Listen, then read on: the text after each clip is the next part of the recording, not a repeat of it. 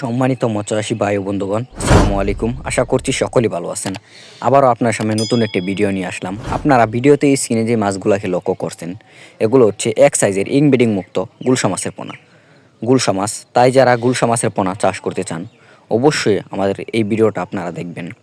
আপনারা ভিডিওতে এই স্ক্রিনে যে মাছগুলোকে লক্ষ্য করছেন, এগুলো হচ্ছে গুলশা মাছের পোনা, এক সাইজের গুলশা মাছ।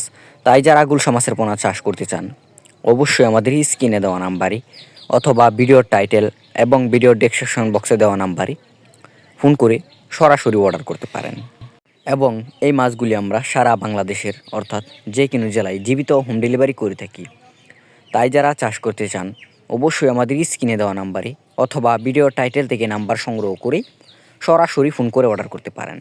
এবং এই মাছটিকে আপনারা আপনাদের পুকুর বা ফ্লক সহ যে কোনো সাধারণ জলাশয়, একক এবং অন্যান্য মাছের সাথে এই মাছগুলো আপনারা মিশ্র চাষ করতে পারবেন।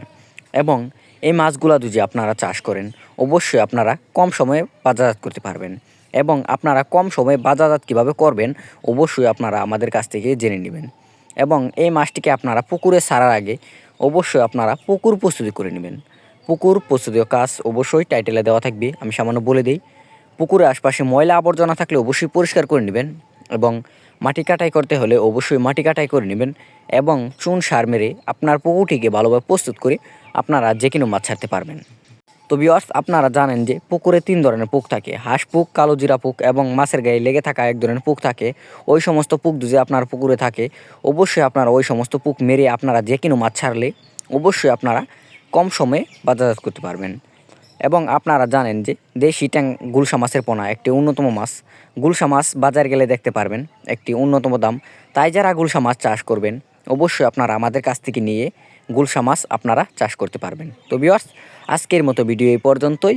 দেখা হবে পরবর্তী কোনো ভিডিওতে। মাছ চাষ সম্পর্কে বিস্তারিত তথ্য ও পরামর্শ জানতে অবশ্যই আমাদের চ্যানেলটিকে সাবস্ক্রাইব করে দিবেন এবং লাইক, কমেন্ট, শেয়ার করবেন। যে কোনো মাছের পোনা বিক্রয় করা হয়। আল্লাহ হাফেজ, ধন্যবাদ।